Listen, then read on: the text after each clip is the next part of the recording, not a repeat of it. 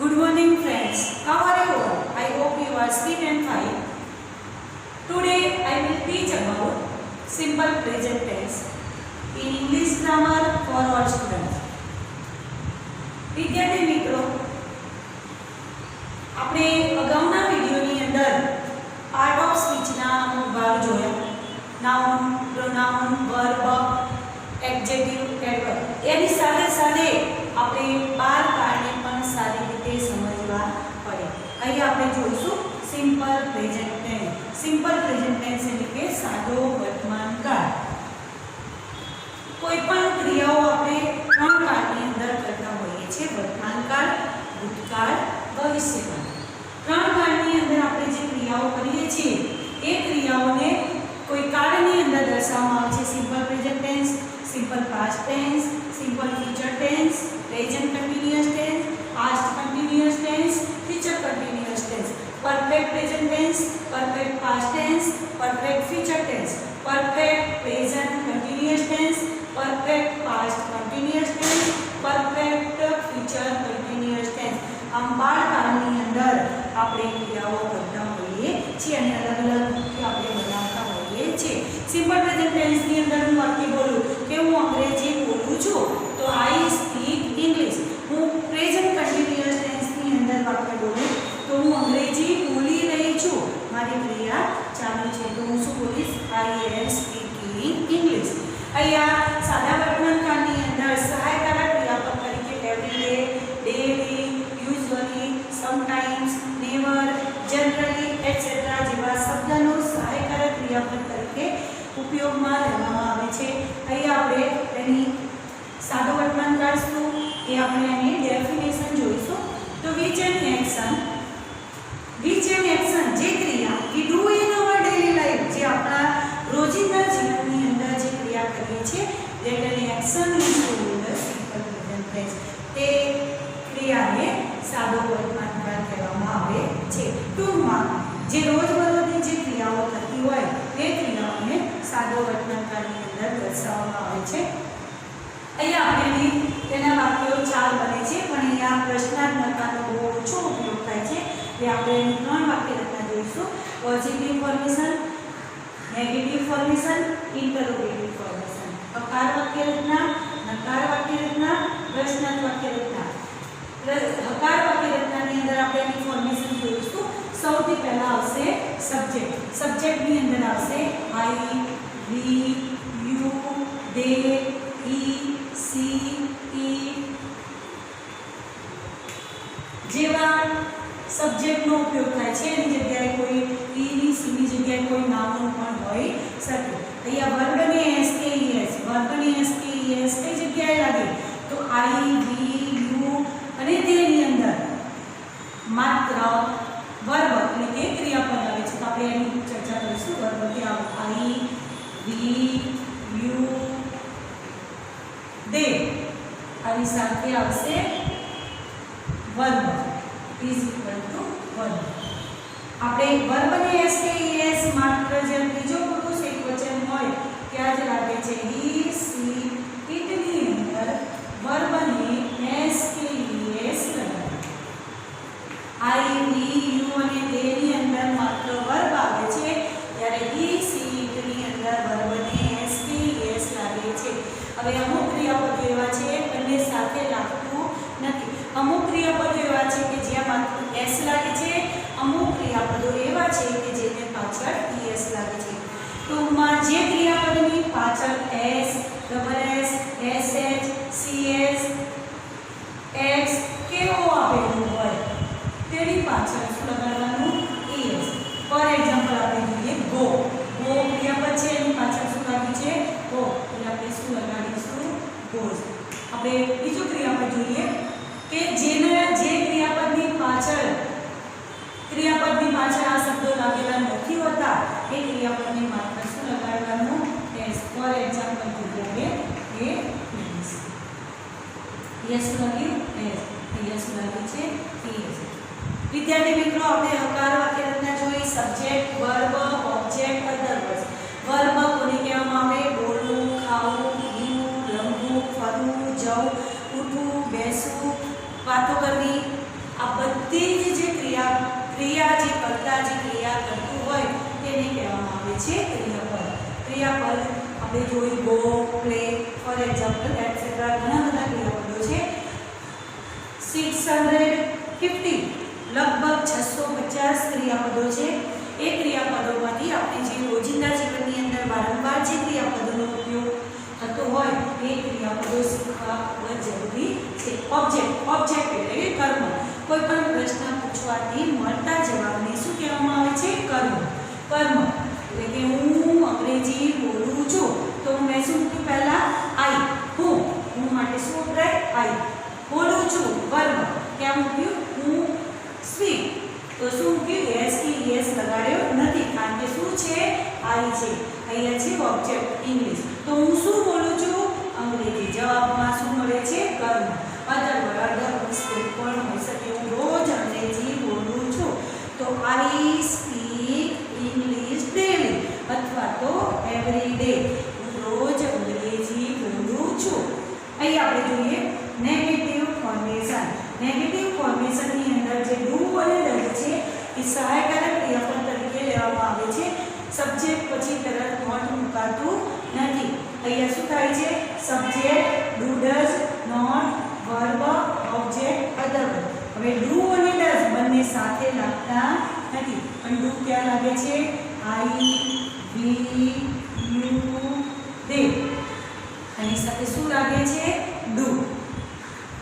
જ્યારે હી, સી અને ઇટમાં શું લાગે છે? ડઝ. અહીંયા શું લાગે છે? ડઝ. હું આગળ વાક્ય બોલી કે હું અંગ્રેજી બોલું છું તો આઈ સ્પીક ઇંગ્લિશ. હું અંગ્રેજી બોલતી નથી તો આઈ ડુ નોટ સ્પીક. અહીંયા એસ કે એસ લાગતું નથી. Speak English. અહીંયા આપણે જોઈશું આગળ તેમાં ઈસીમાં આપણે જોઈએ કે મોના અંગ્રેજી બોલે છે તો આપણે શું લખીશું? અહીંયા મોના સ્પીક ઇંગ્લિશ. આપણે એને નકાર બનાવીશું. આ હકાર વાક્ય છે. નકારમાં મળશે મોના ડઝ નોટ સ્પીક. પછી એસ કે એસ લાગતું નથી. શું લગાડ્યું મેં? અહીંયા એસ છે. એસ લગાડ્યું speak English. Mona does not speak English. કેમ મેં અહીંયા ત્રીજા પુરુષ એકવચનની અંદર સી આવે છે એટલે મેં અહીંયા શું લગાડ્યું? ક્રિયાપદને એસ કે એસ. આ ક્રિયાપદ કેવું છે કે એની પાછળ માત્ર એસ લાગે છે. જો આ શબ્દોવાળા પાછળ હોય તો એસ લાગે. બાકી દરેક જગ્યાએ ક્રિયાપદને માત્ર એસ લાગે છે. મોના નકારમાં શું લગાડ્યું મેં? Does not speak English. પ્રશ્નાર્થ વાક્ય બનાવવું છે આ જ રીતે. તો ડુ ડઝ ને આગળ લાવવાનું છે. સબ્જેક્ટ અહીંયા પણ વર્બને એસ કે એસ લાગતું નથી. ઓબ્જેક્ટ, અધર વર્બ. ટૂંકમાં હકાર વાક્યની અંદર જ ક્રિયાપદને ત્રીજા પુરુષ એકવચનની અંદર એટલે કે ઈસી ઇટની અંદર જ એસ કે એસ લાગે છે. બાકી કોઈ જગ્યાએ એસ કે એસ લાગતું નથી. નકાર વાક્યની અંદર જે એસ કે ત્રીજો પુરુષ એકવચન હોય ત્યાં ડઝ લાગે. બાકી આઈ, વી, યુ, દે માં ડુ લાગે. એની સાથે નોટ આવે છે. વર્બ અને અહીંયા એસ કે એસ લાગતું નથી. ઓબ્જેક્ટ, અધર. પ્રશ્નાર્થ વાક્ય રચનાની અંદર ડુ ડઝ ને આગળ લઈએ તો આપણે આ વાક્ય બનાવીએ છીએ તો શું બનશે? ડઝ. પછી શું મૂકવાનું છે? સબ્જેક્ટ. તો સબ્જેક્ટ કોણ છે? મોના. પછી અહીંયા નકાર નથી. પ્રશ્નાર્થ વાક્ય છે. નકાર છે નહીં તો વર્બ. વર્બ શોધી કાઢો. વર્બ કયું છે? સ્પીક. અને કર્મ કયું છે? ઇંગ્લિશ. પાછળ શું આવશે? પ્રશ્નાર્થ ચિહ્ન. શું મોના અંગ્રેજી બોલે છે? તો ડઝ મોના સ્પીક ઇંગ્લિશ. આપણે પ્રશ્નાર્થ વાક્ય બનાવ્યું. 3 વાક્ય જોયા. હકાર, નકાર, પ્રશ્નાર્થ. Does Mona speak English. પ્રશ્નાર્થમાં શું મોના અંગ્રેજી બોલે છે? શું હું અંગ્રેજી બોલું છું એનું આપણે બનાવીએ તો શું આવશે? એનામાં ડુ આઈ સ્પીક ઇંગ્લિશ. શું અંગ્રેજી બોલું છું? પ્રશ્નાર્થ ચિહ્ન. તો અહીંયા શું છે? આઈ છે એટલે મેં શું લગાડ્યું? ડુ. જ્યાં ઈસીનો સમાવેશ થતો હોય જે નામની અંદર તે આપણે શું લગાડીશું? ડઝ. જો એક છોકરી કરતાં વધારે 2 છોકરીઓની વાત કરવામાં આવી હોય તો એ દેમાં જતું રહે તો આપણે અહીંયા શું લગાડીશું? ડુ. અહીંયા એક જ છોકરીની વાત કરવામાં આવે છે. વચન આપણે શું લગાવીશું? ડઝ.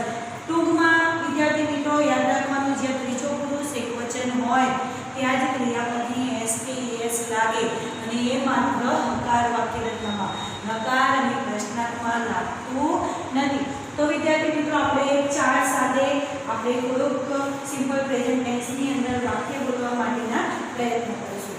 અહીંયા તમે એવરી મંથ, એવરી વીક,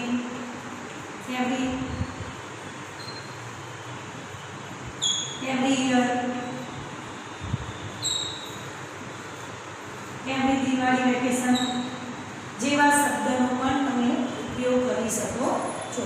આપણે એક ચાર્ટ જોઈશું, સિંગ્યુલર, પ્લુરલ, એક વચન, બહુવચન. એની સાથે તમે સિમ્પલ પ્રેઝન્ટ ટેન્સ એટલે કે સાદા વર્તમાન કાળની થોડી વધારે સમજ પડે તે માટે આપણે ચાર્ટ જોઈશું, એક વચન અને બહુવચન. અહીંયા જોઈશું પર્સન, પર્સન એટલે વ્યક્તિઓ.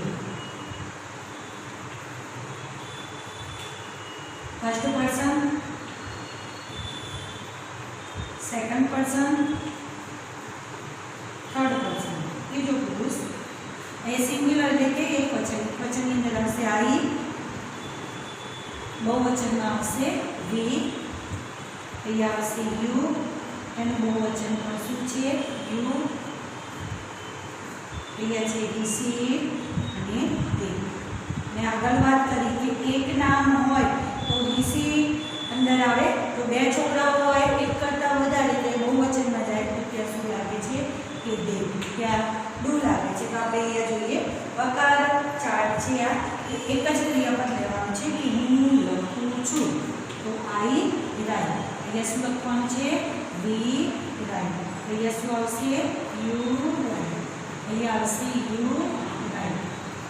અહીંયા આવશે યુ દે રાઈટ. અહીંયા આવશે રિસીવની અંદર શું લગાડવાનું છે? એસ કે ઈ એસ. આ ક્રિયાપદની પાછળ શું લાગે છે? S right.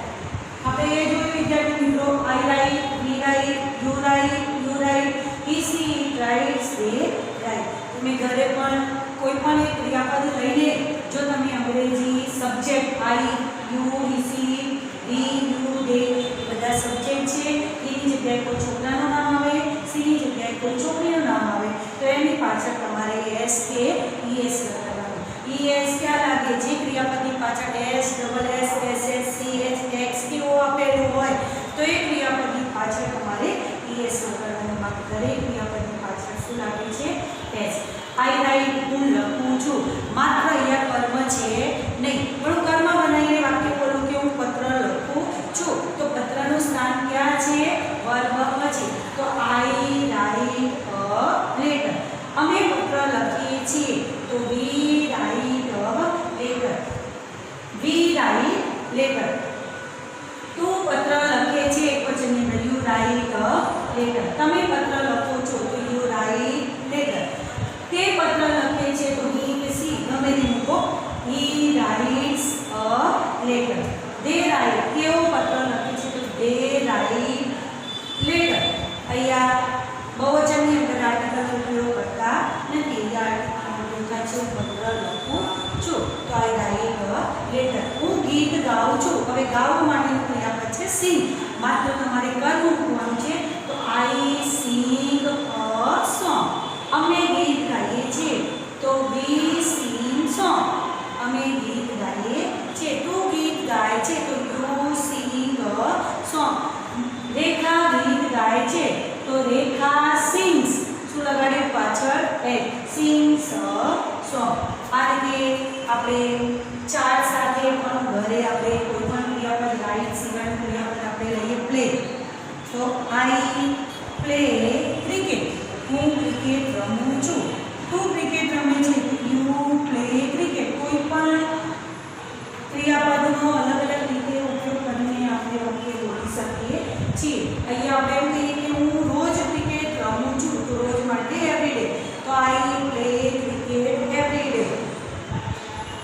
અમે રોજ પત્ર વાંચીએ છીએ તો વાંચવા માટેનું ક્રિયાપદ છે રીડ. તો વી રીડ લેટર એવરી ડે. અહીંયા એ રીતે આપણે આ ચાર્ટ છે. આપણે નકારનો ચાર્ટ બનાવવો હોય તો અહીંયા માત્ર શું મૂકવું પડે છે? Do not. આપણે આગળ નકાર વાક્ય રચના જોઈ. નકાર વાક્ય રચના પણ આ રીતે જ બને છે. અહીંયા મૂકવાનું છે માત્ર ડુ નોટ. અહીંયા બે સાથે પણ શું આવશે? Do not. અહીંયા શું આવે છે? You do not. અહીંયા શું આવશે? સીટની અંદર આપણે જોયું કે ક્રિયાપદને એસ કે શું લાગે છે ત્રીજા પુરુષ એકવચનની અંદર કે આપણે શું મૂકીએ છીએ? Does not. વિદ્યાર્થી મિત્રો, જે આ ફોર્મેશન છે એ પ્રમાણે ચાર્ટ થયો છે. માત્ર કર્મ છે નહીં, કર્મ અલગ અલગ હોઈ શકે. તમે કરતા જે ક્રિયા કરતું હોય એ ક્રિયા અલગ અલગ હોઈ શકે. હું બોલવાની કરું છું, તમે લખવાની કરો છો, કોઈ સાંભળવાની કરતું હોય. એ બધી ક્રિયા જે ક્રિયાઓ છે એ અલગ અલગ હોય. કર્મ અહીંયા પાછળ આવેલી કરતા ક્રિયાપદ વર્બ એટલે કે ક્રિયાપદ કર્મ અધર વર્ડ. કરતા ક્રિયાપદ કર્મ અધર વર્ડ છે. આપણે એટલી મૂકવાનું છે. ત્યારે કે હું રોજ ચા પીઉં છું તો હું માટે શું આવશે? આઈ. ક્રિયાપદ કઈ આવશે પીવું માટે? ડ્રિંક. તો આઈ ડ્રિંક ટી. અને રોજ માટે શું પીશું? Every day. તેઓ રોજ સ્કૂલે જાય છે તો શું આવશે? They go. તે go to school every day. પણ તે રોજ સ્કૂલે જાય છે. હું બીજો પુરુષ એકવચનની વાત કરી છે તે. તો હી મૂકો કાં તો સી મૂકો? તો he goes to school every day. આ રીતે વિદ્યાર્થી મિત્રો સિમ્પલ પ્રેઝન્ટ ટેન્સ આ રીતે વાક્યો બને છે. લખાણની અંદર પણ આ રીતે બને છે. જો પ્રશ્નાર્થ બનાવવો હોય તો તમારે નોટને દૂર કરવાનું છે અને ડુ આગળ લાવવાનું છે. Do I write a letter? Do we write a letter? Do you write a letter? Do you write a letter? Does he she it write? અહીંયા પછી એસ લાગતું નથી. અ લેટર નકારમાં અને પ્રશ્નાર્થમાં એસ કે એસ લાગતું નથી. માત્ર અકાર વાક્ય રચનાની અંદર જ એસ કે એસ લાગે છે. અહીંયા આવશે do they right a letter? પ્રશ્ન ચિહ્ન. જ્યાં પ્રશ્ન ચિહ્ન મૂકવાનું હોય આગળ ડુ ડઝ હોય ત્યાં આપણે પાછા પ્રશ્ન ચિહ્ન મૂકીએ છીએ. પણ આપણે જવાબમાં આવે છે હકાર વાક્ય રચનાની એની ફોર્મેશન છે એનો જવાબ આવે છે. તો વિદ્યાર્થી મિત્રો, આપણે અહીંયા આજના વિડીયોની અંદર આપણે સાદા વર્તમાનકાળની ચર્ચા કરી. હવે પછીના જે વિડીયો છે એની અંદર આપણે ભવિષ્યકાળ અને ભૂતકાળ વિશે આપણે ચર્ચા કરીશું. આભાર.